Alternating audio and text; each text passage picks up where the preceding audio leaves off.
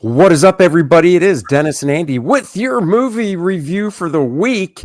As you saw on the thumbnail, we went and saw The Accountant, The Accountant 2, starring the returning Ben Affleck and his brother, John Bernthal, is in this whole movie this time, not just part of it like the original Accountant, which I just cannot believe was 8 years ago.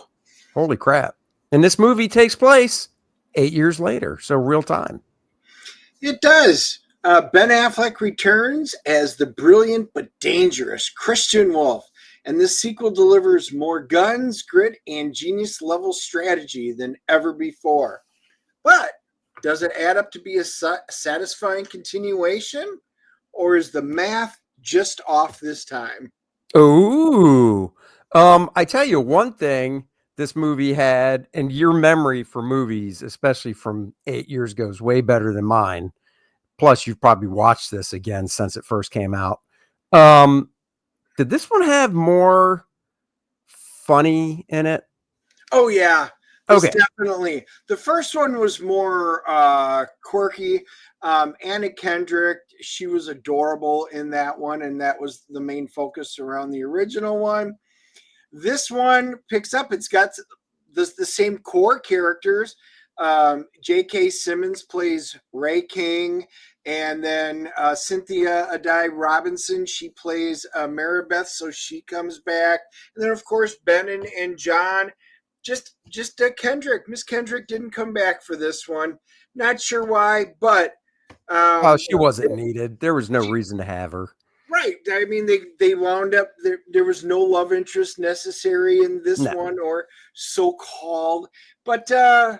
But no, Ben Affleck, kudos once again. I think Ben's a good actor and he delivered. He fell right back into the role. I like his character. I like the way he plays the character.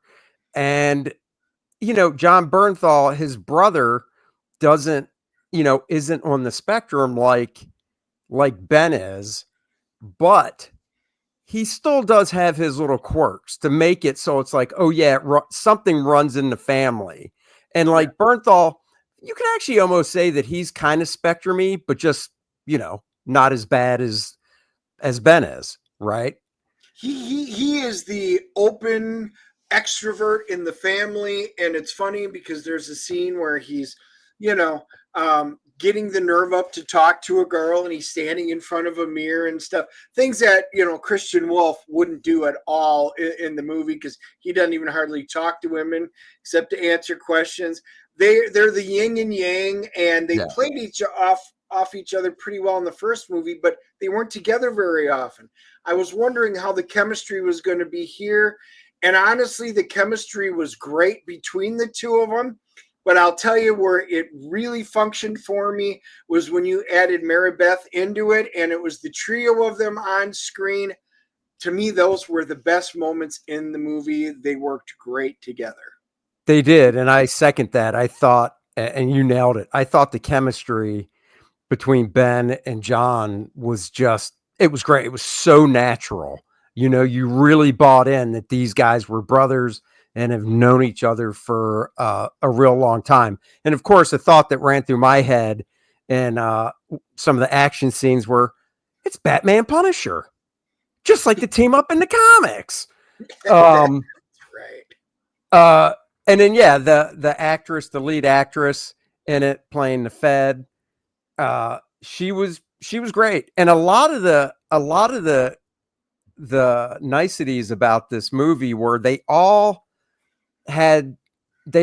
conveyed things, reactions, not through words, but with facial expressions and subtle facial expressions that they just nailed it. I thought in every sense when they did it. There wasn't one where I was like, oh, that facial expression for a reaction didn't work. I thought they just nailed it all the way through. One of them, and we're not doing spoilers, but if it's from the trailer, it's not a spoiler. The three of them are basically looking at this wall of photos and stuff. And John Bernthal's character, Braxton, is like, well, you know, who were looking for, well, they didn't kill that one or that one because, there's murder photos basically up on the board. And the woman's looking at him like, what? And you can see Ben Affleck's just kind of like, shut up, shut up, shut up. Yeah, he's just like, shut up. And if you've seen the trailer, the scene. It's definitely not it's great, but the nice thing is this trailer didn't just put the best stuff in it. There was better stuff in it. No, but it was great. Do you often admit to capital crimes? What? It was just, but I mean, that was the chemistry throughout the movie. Now it takes a little while for this one to get going because there's background. You start figuring out some of the other chess pieces, so to speak, the other players. This one delves much heavier into the background, the British organization, and all his contacts that helps him out. Ben Affleck's character. Yeah, because correct me if I'm wrong, but once again, because you'll remember, they didn't really go that deep into those characters in the first movie, did they? Oh no. And you get introduced to a group of younger characters in this one that play an incredibly important role that didn't exist in the first one. Yeah, so that's what I thought. Really delved into creating its world building. And honestly, that was going to be one of my points is they added so much stuff and it was good stuff to it. It's not just a sequel. They've expanded it and now opened it themselves up for a potentially really good franchise. Yeah, you almost get the sense because it's been 8 years since the first one, and the first one did well. And, 8 years is a long time for a sequel, but you almost kind of get the sense that maybe Ben was looking at how John Wick's doing as a franchise, going, we might have something with the accountant. Let's go for 2, see how well this one does. And, like you said, world build a little more and maybe go for 3. But they didn't just do a sequel. They did it right. It was enjoyable. My wife went with us. Andy's daughter went with. My wife, The Accountant, the first one, is one of her favorite movies. So she was going to come to this come hell or high water. She really enjoyed it as well. She was very thrilled with this movie. I laughed out loud several times during it. I chuckled for it. There's some cringe moments where you're like, oh, I feel the pain. Yeah, and don't get us wrong. I wouldn't even call it an action comedy. It is an action movie. It's a thriller.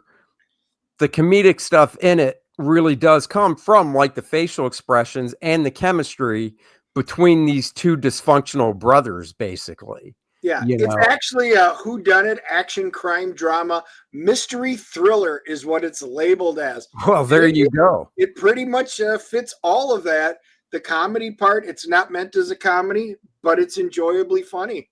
Yeah, and the basic premise, J.K. Simmons is in it. Once again, it's in the trailer. He gets bumped off when he's trying to figure something out, we'll say in the beginning of the movie, and that pulls in the female lead in the movie, FBI agent, and from there she contacts Ben Affleck's character to basically put the puzzle pieces together. I think it's great. I really did enjoy it. I say we CGC review this puppy. Yeah. Scale of 0 to 10. It's your turn to go first, so knock it out. It is. I am giving this a solid 8.5. It was a worthy sequel. I enjoyed everything about it. I thought the action scenes were solid when they were on there. The chemistry was great. Figuring out some of the missing pieces, it was solid. It was really enjoyable.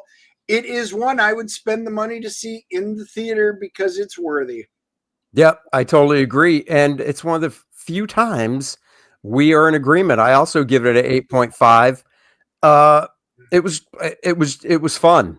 It was really fun. It was good acting. It was fun to watch the characters interplay, like I said, and the story in itself. was solid.